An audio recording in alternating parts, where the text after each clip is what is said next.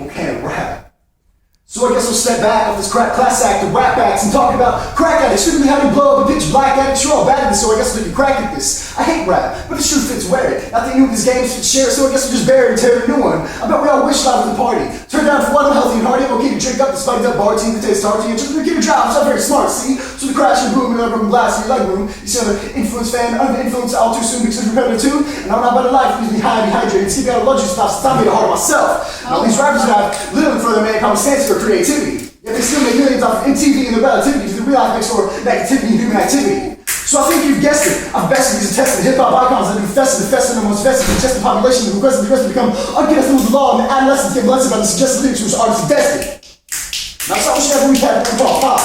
ASAP. Because I don't think it's really what we thought. It's a trap. And notice that we even cursed since the first verse you first heard. But I guess rules are meant to be broken. Damn.